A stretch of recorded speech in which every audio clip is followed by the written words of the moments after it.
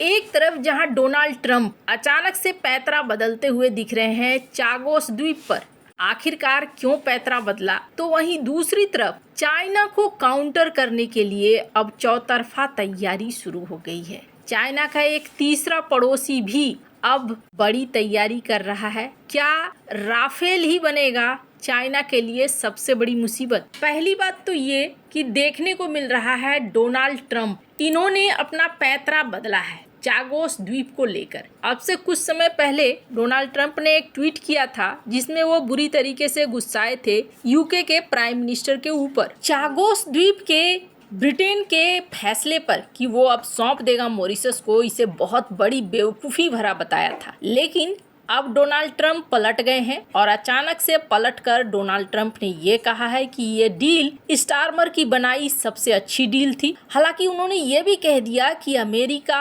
Diego Garcia को military base के रूप में सुरक्षित रखने का अधिकार अपने पास रखेगा। इसका मतलब है कि किसी भी तरीके से डिएगो गार्सिया में अगर उसे खतरा नजर आया तो फिर एक्शन ले लेगा। अब मन में सवाल आएगा कि डोनाल्ड ट्रंप बदले क्यों? तो डोनाल्ड ट्रंप को फोन आया स्टारमर का और उसके बाद बातचीत हुई। इस बातचीत के बाद ही यहाँ पर एक ट्वीट आया डोनाल्ड ट्रंप का, जिस ट्वीट में वो पलटते हुए नजर आए। खैर, एक बात तो है कि इस समझौते के तहत वैसे ही 99 साल के लिए डिएगो गार्सिया पर लीज रहेगा अमेरिका का। डिएगो गार्सिया बहुत ज्यादा खास है क्योंकि हिंद महासागर के बीच में स्थित है और जिस तरीके से हिंद महासागर में चाइना की आवाजाही बढ़ रही है, ये कुछ ज्यादा ही हो रहा है। चाइना हाल फिलहाल में बहुत ज़्यादा इस इलाके में आ जा रहा है। ऐसे में डिएगो गार्सिया को सुरक्षित रखना बहुत ज़रूरी है। और सबसे बड़ी बात यह है कि ऐसा नहीं है कि चाइना के खिलाफ अब उसके पड़ोसी नहीं आ रहे हैं। पहले क्या सीन था कि चाइना साउथ चाइना सी में अपनी मनमानी करता था और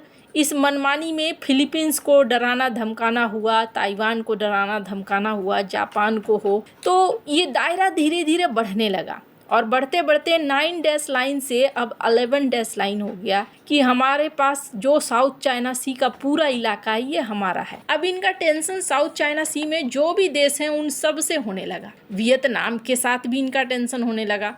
अब दो चीज़ें हैं, एक तो अमेरिका के हथियार, दूसरा रूस के हथियार और एक तीसरा देश निकल कर आया फ्रांस के हथियार। अगर आप नोटिस करेंगे, फ्रांस के राफेल विमानों का खरीदार भारत से पहले कोई खास नहीं था, लेकिन जब भारत ने राफेल विमानों को खरीदा तो इसका प्रभाव बदलने लगा। अब क्यों बदलने लगा? इसके पीछे सबसे बड़ा कारण ये है कि भारत कोई भी हथियार अगर खरीद रहा है तो उस हथियार के टारगेट में चाइना और पाकिस्तान है। चाइना प्रमुख तौर पर, ये तो सारे देश समझते हैं। और दूसरा कि भारत जिस लेवल पर तैयारी कर रहा है, अगर भारत ने राफेल खरीदा है तो बहुत सोच समझ कर खरीदा होगा और बहुत प्रक्रियाओं से गुजरने के बाद खरीदा होगा। ये कई सारे देश समझते हैं बहुत अच्छे से। अब इसका एक एग्जाम्पल देखिए, सबसे बड़ा एग्जाम्पल ये है कि भारत न सिर्फ राफेल को खरीद रहा है, आगे भी कहा जा रहा है हो सकता है जब राष्ट्रपति मैक्रोन अगले महीने कथित तौर पर पहुंचे या इस महीने,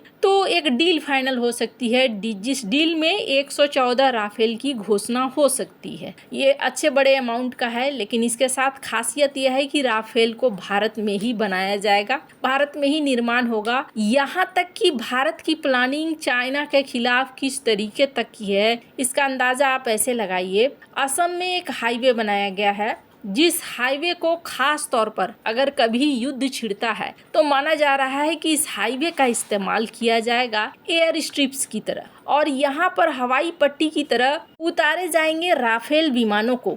ये इमरजेंसी लैंडिंग फैसिलिटी है कि अचानक से अगर उतारना पड़े तो इसे उतारा जा सके और इस हवाई पट्टी का इस्तेमाल किया जा सके। वैसे तो ये एक हाईवे की तरह काम करेगा, लेकिन इमरजेंसी हो, जंग का माहौल है, तो ऐसे माहौल में आराम से राफेल विमानों को ध्यान में रखते हुए, आप स्क्रीन पर इस आर्टिकल को देख सकते हैं, एनआई की ये आर्टिकल है, राफेल विमानों को खास तौर पर ध्यान पे रखते हुए इसे डिजाइन किया गया है। मतलब राफेल भारत का एक बड़ा हथियार बनने जा रहा है, ये बात तो तय है। अब ऐसे में राफेल के खरीदार और भी बढ़ रहे हैं। भारतीय रक्षा मंत्रालय इस महाडील पर अगले सप्ताह विचार करने जा रहा है और कहा जा रहा है कि ऑपरेशन सिंदूर के दौरान राफेल जेट ने चीनी एयर डिफेंस सिस्टम को मात देते हुए पाकिस्तान के अंदर जमकर तबाही मचाई। इससे चीन के दादागिरी से परेशान पड़ोसी अब राफेल की शरण में आते हुए दिख रहे हैं।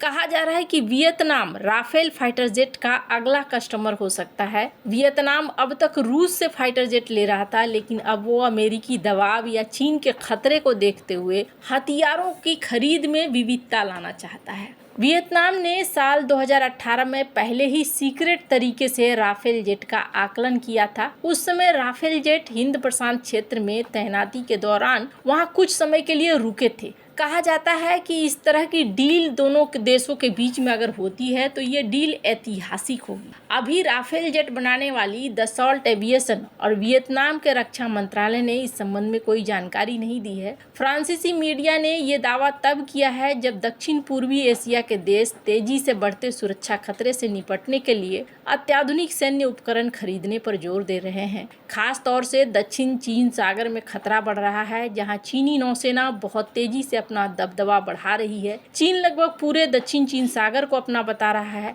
चीन का वियतनाम, फिलीपींस और जापान समेत कई देशों के साथ समुद्री सीमा विवाद है। वियतनाम अगर राफेल जेट खरीदता है तो वो दूसरा दक्षिण पूर्वी एशियाई देश होगा जो ये फाइटर जेट खरीदने जा रहा है। इससे पहले इंडोनेशिया ने भी 42 राफेल फाइटर जेट खरीदे थे और उससे पहले 3 फाइटर जेट मिल भी गए हैं। इंडोनेशिया की सेना ने इसकी पुष्टि भी की है। वियतनाम अगर राफेल फाइटर जेट खरीदता है तो फ्रांसीसी जेट के खिलाफ ऑपरेशन सिंदूर को लेकर पाकिस्तान और चाइना दोनों का जो ये प्रोपेगेंडा है ये बंद हो जाएगा। पाकिस्तान ने राफेल के खिलाफ चीन के बनाए जेट-NC को उतारा था और फ्रांसीसी सेना और खुफिया अधिकारियों ने पिछले साल जोर देकर कहा था कि चीन ने भारत पाकिस्तान संघर्ष के बाद अपने दूतावासों को राफेल जेट की क्षमता के खिलाफ दुष्प्रचार करने के लिए लगा दिया था। चीन के विदेशी दूतावासों के डिफेंस अताशे ने राफेल जेट की बिक्री को रोकने के लिए मिस इन्फॉर्मेशन फैलाना शुरू कर दिया ताकि वो अपने जेट-NC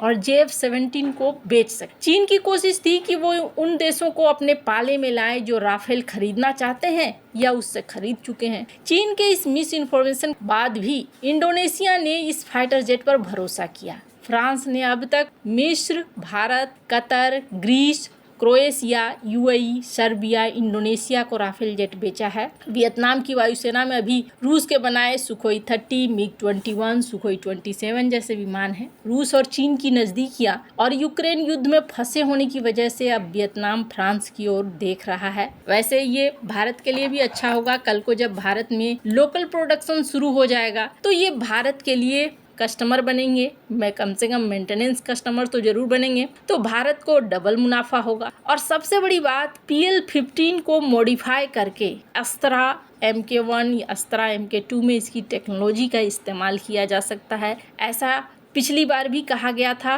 जिसका मतलब है कि राफेल अब स्वदेशी तौर पर भी और भी ज़्यादा खतरनाक बनने वाला है। वैसे आपको क्या लगता है, इन सब मामले में आपकी क्या राय है, कमेंट कर जरूर बताएं। जल्द मिलते हैं अगले वीडियो में नई खबर के साथ।